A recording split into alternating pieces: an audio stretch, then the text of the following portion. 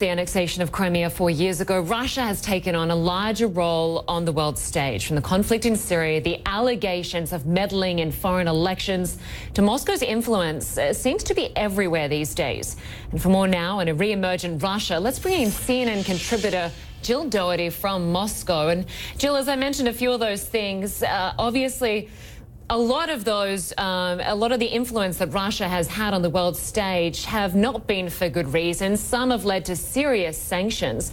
So what can we expect for a fourth term from President Putin? You know, Linda, perhaps to the West they haven't worked and that it's been bad and there have been sanctions, but Russia has kind of gotten through a bit through those sanctions, and domestically some of this standoff with the West is working, at least among the people who support Vladimir Putin. I mean, the way they interpret it is Vladimir Putin is standing up to the West.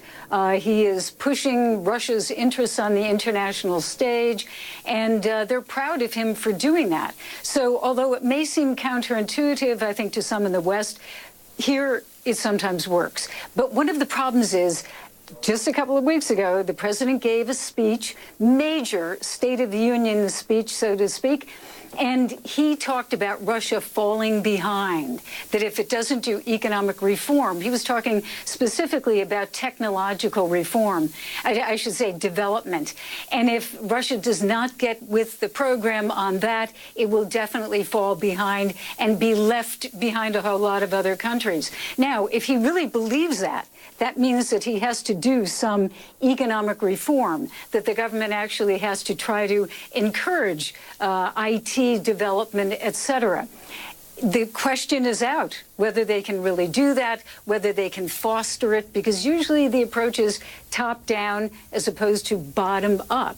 And then, you know, the final thing here that's very complicated for him, if he does that economic reform, there is some fear that it might just kind of mushroom into something that could lead to a change of the system, a la Gorbachev when he started, you know, opening up, and then all of a sudden the Soviet Union ended. So there's that fear too. It's a complex thing. He has to do something, and yet how he does it and what he does it is key. What he does is key.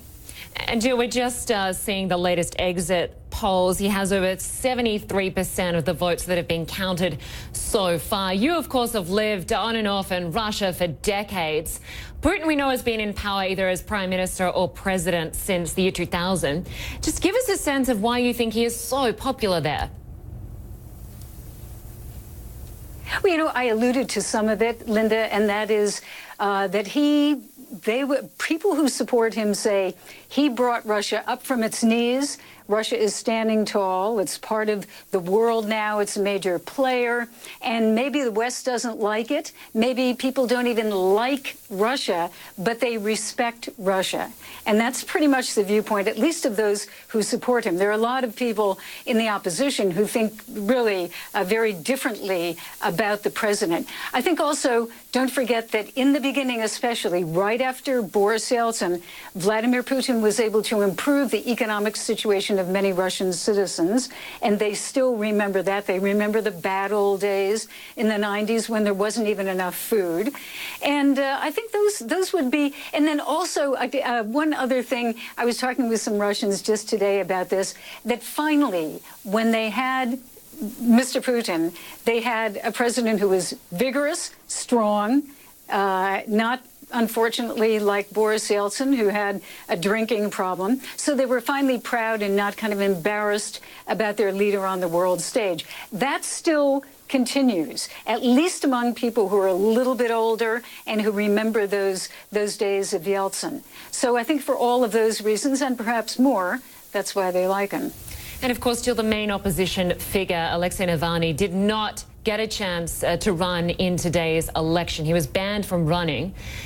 Give us a sense of where the momentum is for the opposition. When you look at the land mass of Russia, where does the opposition have its power base? Right here in Moscow and in St. Petersburg and the bigger cities. But essentially, it's a big city. educated, better off people who support him or are interested in what he's saying. They're the people, and young people as well, who feel, and I've heard this so many times, that their future is being stolen by just the system that's here, by the system that's been created, and that they don't really have a future equal to the future of young people around the world.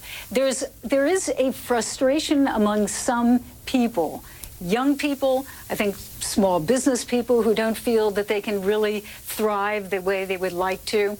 And those people are attracted by Navalny. He is very effective in communicating by social networks, social media. Just today, they had their own kind of, I would call, online TV station where they were, reporting on what was happening at the polling stations. So he is, he's a canny person. He's effective on many levels. Where he will go from this, obviously he couldn't run, but he can certainly continue to communicate and get his message across. All right, Jill Doherty, always great to get your perspective there from Russia. Great to have you with us.